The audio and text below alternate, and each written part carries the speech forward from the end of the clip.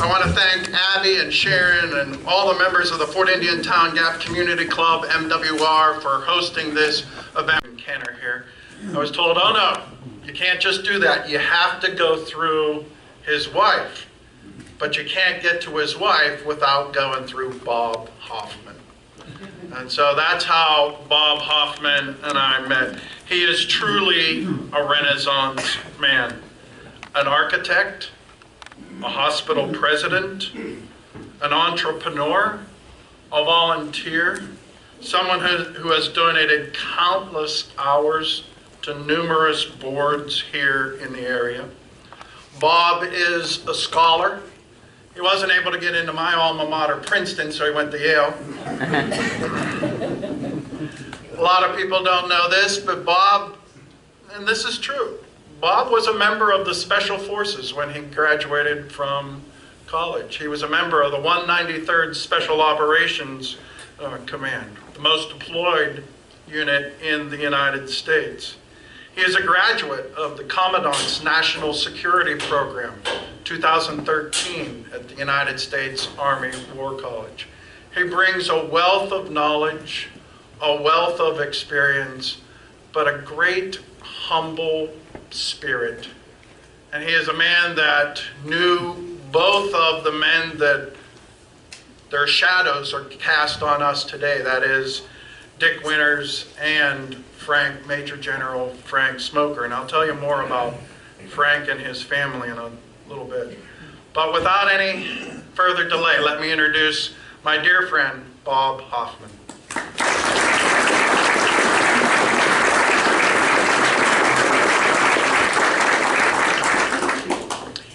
Well, I always say to Doug, it's too bad he couldn't get it into an Ivy League school. Doug has heard me talk about Major Dick Winters before, and the problem I always have is trying to keep this to less than several hours. So as Elizabeth Taylor most assuredly should have said to her 6 husbands, I promise this will be brief. As Doug mentioned, when I was invited to speak here today, I was very enthusiastic, but I was reminded that today is the General Frank Smoker Beyond the Call Award. It really doubled my enthusiasm. As Doug mentioned, it was my privilege to have a wonderful friendship with both General Smoker and also Dick Winters, and it's great to see Mrs. Smoker and Colonel Dave Smoker here this morning. I have to tell a little story. When in the second half of my officers training school for Air Force OTS outside of Lackland, I was selected to be a flight commander. And so I had 15 people under me at that time. And at the very end, we had a dining in to celebrate. And unfortunately, I think there was a lot of highly spirited liquid at that event. And it was my job, it was off base, so it was my job to get everybody in the buses to get them back to the Medina OTS. And there was one guy, and I can still, when I close my eyes, I can still see him. He looked just like the guy from Mr. Clean. Short, stocky, he was from Chicago. And I couldn't get this guy back in the bus, and as much as I tried, and by darn, he hauled off and hit me. And I think it was the only time in my life that I was in a fist fight, and here we're just on the cusp of graduation, and so I get up the next morning and I have this huge black eye, and I'm thinking, boy, I am in big trouble. And an Air Force captain came over to the barracks, and he said, Flight Commander Hoffman, come with me to the Commandant's office. And I'm thinking, this is it, I've blown this whole thing. So he marches me over there, and I get into the Commandant's office, and there is General Smoker, who had rearranged a duty trip to be at Lackland to pin my second lieutenant's bars on me that morning. And that's one of those things that you just never forget. And I have that great Polaroid picture of the two of us shaking hands, and I have this big black eye. But General Smoker, of course, many in this room knew him, what a gentleman he was, and what a gentleman Dick Winters was. I'm often asked, how did you get to know Dick Winters? Because for the better part of 2 decades, I was his close friend and companion, and we did everything together. Well, I saw his photograph in the Lebanon Daily News, and I think it was the 35th anniversary of D-Day, and he was pictured with a friend of mine who had been D about 6, D-Day plus 6 at Normandy. And they were shaking hands, and the article mentioned that Winters was a member of the 101st Airborne. I had never met a member of the Airborne, and so I called Harold Mohn, who was the other gentleman pictured, and asked him if Dick Winters was somebody that one might get to talk to, and he said, sure. He's a private guy, but I'll give you his address and his phone number. Well, I didn't call him, I wrote him a letter. And about a month later, I still hadn't heard from him, so I thought, well, he's just not interested, and I certainly understand that. One night, the telephone rang, and I answered the phone, and it was him. And he said, Hoffman, this is Winters. And he said, I knew who you were, but I didn't know what kind of a guy you were. And I checked you out, so now I'm ready to meet. And after that call, he was always I was always Hoffman to him, and he Winters to me. That was the beginning of a wonderful friendship, and just a very fortunate time in my life. The Dick Winters that I knew was a very intensely private man. He was very intelligent and very strong, both physically and in character. And even after the book Band of Brothers was published, he still flew under the radar. People really didn't know who Dick Winters was, and certainly not in the Lebanon locale. The book Band of Brothers at that time was essentially a book that historians read and military buffs. It was well received, written by Stephen Ambrose, who was one of perhaps the most prolific military author that we have seen. But things started to change when Dick was invited to represent the 101st Airborne at the world premiere of Saving Private Ryan. They had one member of each of the units that were depicted in the movie come to Hollywood, and to be honored during that whole process. It was a red carpet experience, all the 9 yards. But following the world premiere, we were invited to a cast party, and Stephen Ambrose introduced us to Tom Hanks and Steven Spielberg. And they were really incredibly interested in Dick. They talked to him, they knew all about his background and what have you. And if you knew Dick Winters, you would probably guess that he was less impressed with them than they were with him. But we went back to the hotel, and I said to him, there's something going on here. These guys knew too much about you, and they were so infatuated by you that I think something's going on. Well, about 2 weeks later, Dick got a call from Stephen Ambrose, and he said, Dick, I just want to tell you that Hanks and Spielberg have just purchased the movie rights to Band of Brothers. And he said, the only thing I told Hanks was that you're too old to play Dick Winters. Well, that was, when that happened, all bets were off. And as that series moved forward, everybody wanted a piece of Dick Winters. There were people from Holland and from France who gave him medals, and there were presentations, movie interviews, television interviews, radio interviews, etc. I had been a classmate of George Bush at Yale, and we had a reunion at the White House, and he talked to me about Dick Winters. He wanted to meet Dick Winters. And that happened on 2 occasions. Dick and I met President Bush at actually the 193rd Special Operations Center at Harrisburg, and we rode with him in the motorcade down to the Hershey Convention Center where he was speaking. And then toward the end of his second campaign, Bush came to Hershey and spoke before 33,000 people in the stadium. And he had asked Dick to be the speaker for that. So to say that his life was very busy would be absolutely an understatement. But, you know, after Band of Brothers won the Emmy, and things were, you know, at a point that was somewhat of a conclusion with that, Stephen Ambrose said, "Dick, you really ought to use your bully pulpit to talk about leadership. That's something that you've always been intensely interested in." And actually, Dick had intended to do that, and he did do that. I accompanied him all over to presentations. We did presentations at schools. We did presentations in libraries and officers training groups, etc. One of the ones that I remember the most was that Dick was invited to speak to the leadership of the FBI.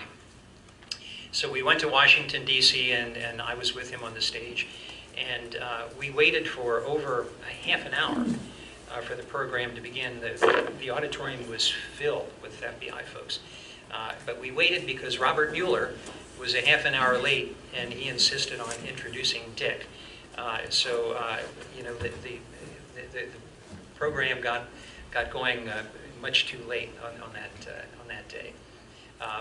But Dick, at the end of his book, in his autobiography, Beyond Band of Brothers, he talked about leadership, and he listed 10 points of leadership at the point of a bayonet. And of course, you know, the military metaphor aside, Dick was very well aware that his leadership points really related to the individual, to the family, to the community, and to business as well. It's no small coincidence that Dick's autobiographer, Colonel Cole Kingseed, and Kingseed is the retired chairman of the history department at West Point. It's no small coincidence that he has established a company called Battlefield Leadership. And he goes to Little Bighorn, to Gettysburg, and to Normandy, and talks about the relationship of tactical military decisions and their relevance to business. His clients are State Farm, the Bayer Corporation, Hershey, GE, and the list is really endless. So, you know, as Winters knew, and certainly as Cole Kingseed teaches, military leadership is certainly transferable into the private realm as well. Now, my intention is not to speak about the 10 points of leadership in the bayonet today, but what I'd like to do is, from my special and private observations, share what I think were the ways that Dick's leadership really translated into his everyday life. In his book, he quotes Anton Myers. "You can't help where you were born, and you may not have much to say about where you die, but you can and should try to pass the days in between as a good person."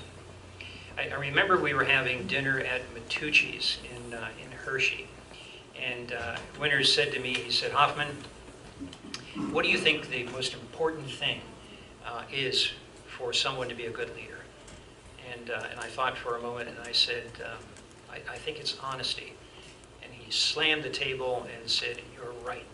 And I took a sigh, and I thought, ooh, dodge that bullet, you know. But to Dick Winters, honesty was the keystone of leadership.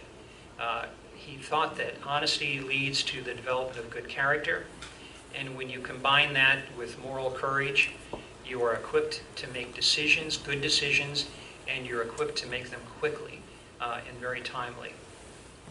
I recall a Sunday, I received a call in the morning from Dick, and he asked me if I could come up to see him at his home that evening. The day before, on Saturday, he had received from DreamWorks the first 2 episodes of Band of Brothers. They were raw cuts, there was no music and what have you, but the dialogue was there. And Dick told me, as the letter indicated, that he was absolutely taken aback. He was so disappointed at the language in the series, and the disrespect that the use of that language really indicated by his men to him. And he said it just never was this way. And I read the letter, and essentially what it said was, if this is the way that the series is, I'm withdrawing my involvement and my support. Well, this would have been catastrophic because they really depended completely on his involvement. And here was a man who was on the cusp of having his life story told by Tom Hanks and Steven Spielberg, and he really didn't care. This whole journey with Band of Brothers was never about him. It was never about self-absorption. It was about telling the story that he felt was so important, of the special relationships that are made during combat and the difficult decisions that leaders have to make.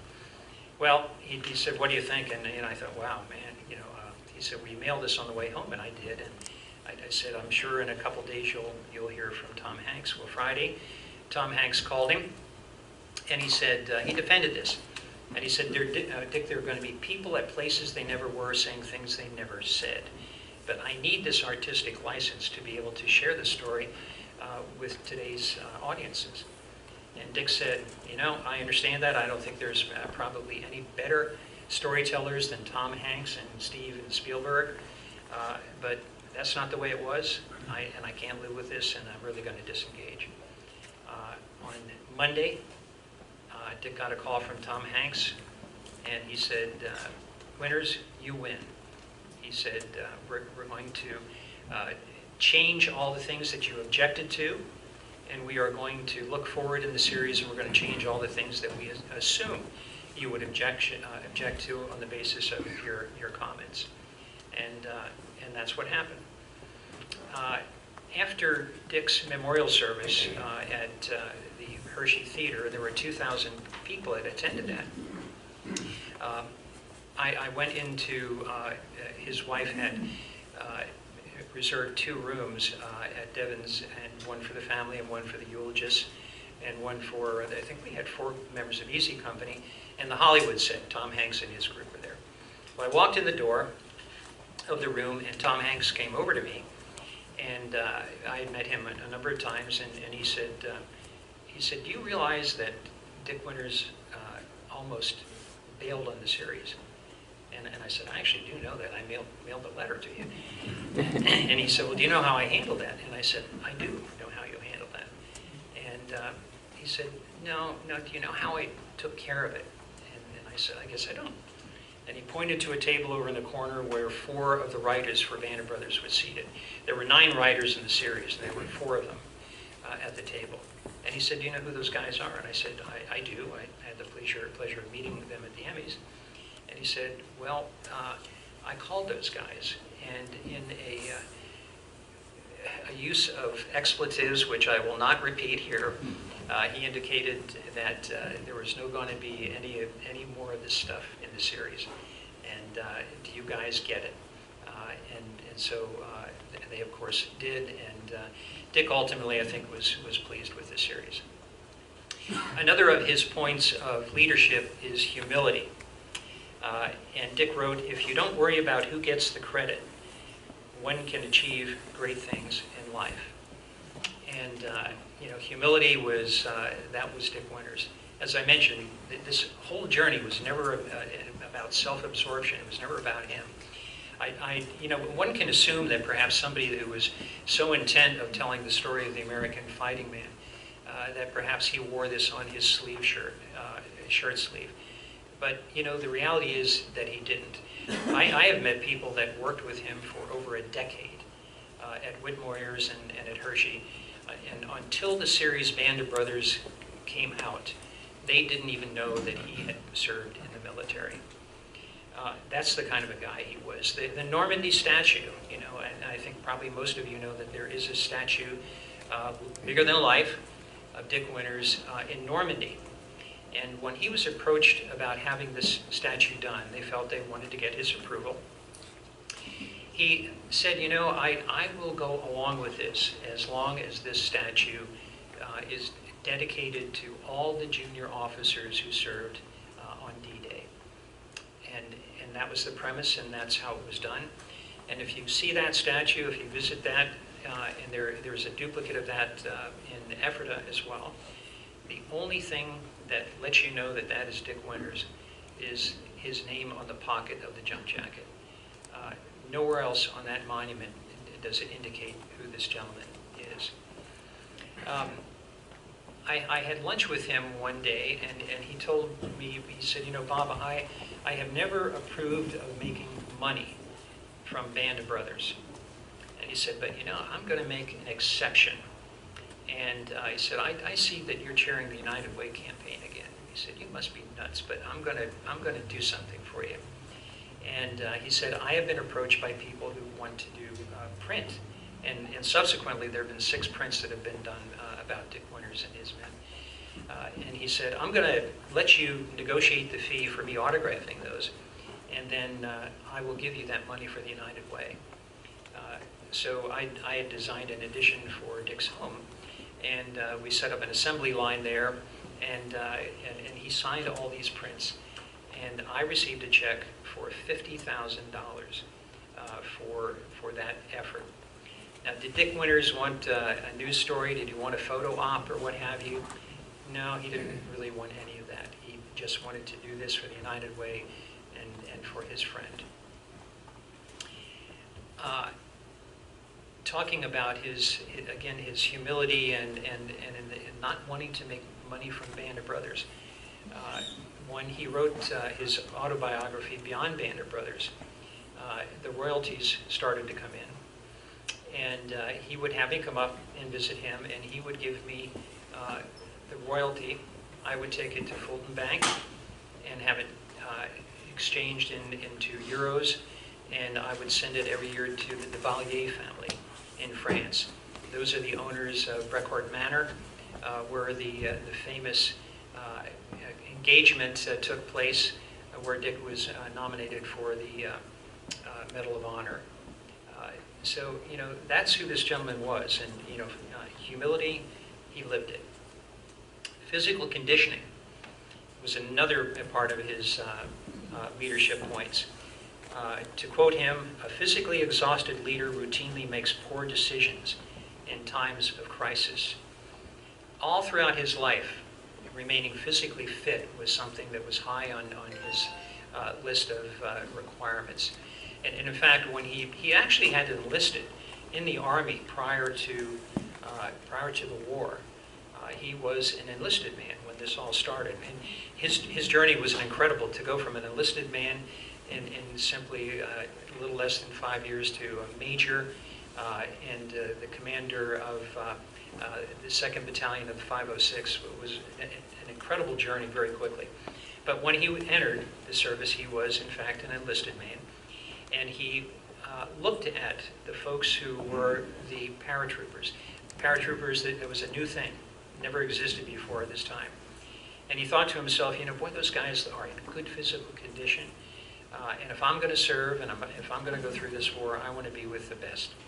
So he was able to transfer into the airborne.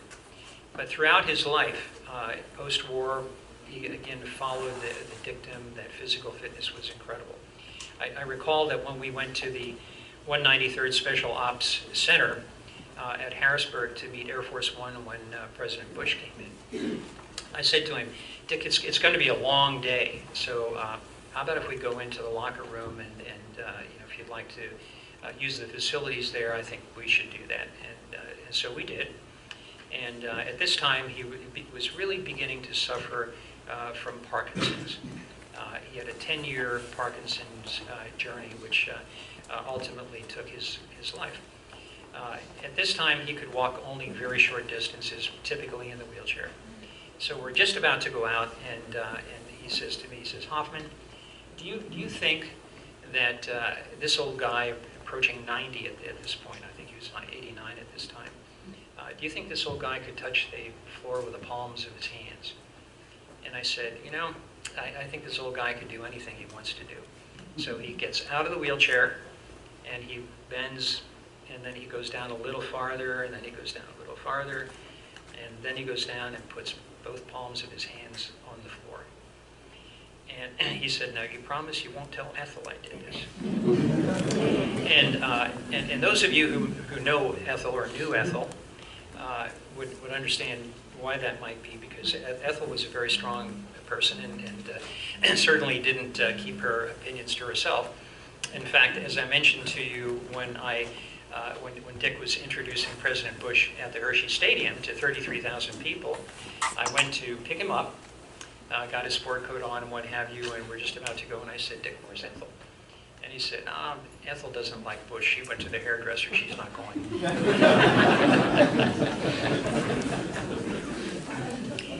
Anybody who ever had an autograph from Dick Winters, or who ever talked to him, would know that he always concluded with the phrase, "hang tough." That was really his moniker. And what does that really mean? What it really means is never give up in the face of adversity. As I mentioned, Winters, in terms of telling the story that he wanted to tell, he really started this during the war. He had a small, it was a little diary, just a very small book that his aunt had given him, and he put it in his pocket, and whenever he could, he would write a note down, essentially an outline, and then whenever he had the time, he would expand that into more of a narrative. He also did maps, the Brecourt Manor engagement. He did a map of that. It was my privilege to see all this. But and ultimately, one of the great things about Band of Brothers was that it really wasn't written from the musings of a gentleman on in age and things with the fog of time. It really was based on real-time diaries that were taken, that he took at the time. We weren't supposed to do that, by the way. That was not something, because the concern was if someone gets captured, what have you, and the enemy does get those diaries, it gives them too much information. But nonetheless, he did that, and he kept records and orders and what have you. He had file cabinets of all the gentlemen that served under him in Easy Company. So it was his passion, as I mentioned before, to tell the story of the special relationships that are formed and the difficult decisions of leadership. He recalled, "A military organization is a family. Hardship and death bring a family together. Easy Company was such a family." Well, he tried and tried for years to get this story published, and he did not succeed. He told me that he went to many authors asking them to write this story, and they always wanted to be paid, and they always wanted to be paid up front, and he said, "I was raising a family and I couldn't afford it." And then, by chance, there was an Easy Company reunion in New Orleans, and he had heard about, and one of his troopers lived right outside of New Orleans. He had heard about Stephen Ambrose. Stephen Ambrose was a very highly experienced author at that time. He arranged a meeting with Stephen Ambrose. He told him about the premise. And of course, one of the great premises for Band of Brothers is that it follows a group that were involved in all the seminal areas of the European theater. They went in on D-Day. They were involved in the Battle of the Bulge. They were involved in Market Garden. And with all the luck in the world, they ended the war on the terrace of Adolf Hitler's Eagle's Nest in Berchtesgaden. So it was a great thread and a great story. Ambrose said that night, "I'm in, I'll do it." He didn't charge him anything. And of course, history tells the rest. Adversity, Winters simply never gave up on that until he was able to make that happen. Well, what kind of a leader was Winters to his men? Sergeant Floyd Talbot wrote, "Winters, you were my ideal, my motor in combat. I would follow you into hell. When I was with you, I knew that everything was absolutely under control." When Douglas MacArthur retired, he had a famous speech at West Point where he quoted a refrain from an old ballad that old soldiers never die, they just fade away. But unlike the old soldier in that ballad, the legacy of Dick Winters has not faded away. And as long as it lives, it will share glory and honor to his beloved Easy Company. And because of that, to all the men who have served and who will serve in this country.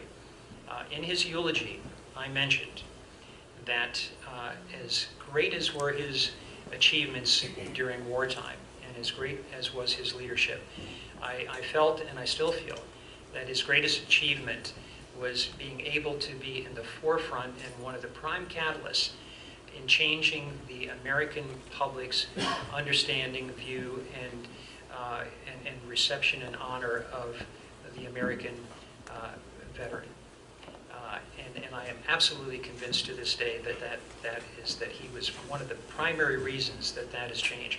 And for any of you like myself who lived through the Vietnam era, the difference in that attitude by the general public is immense. But it was my pleasure to be the friend of a wonderful gentleman. And I conclude, God bless Dick Winters, and God bless the armed services of the United States of America. Thank you.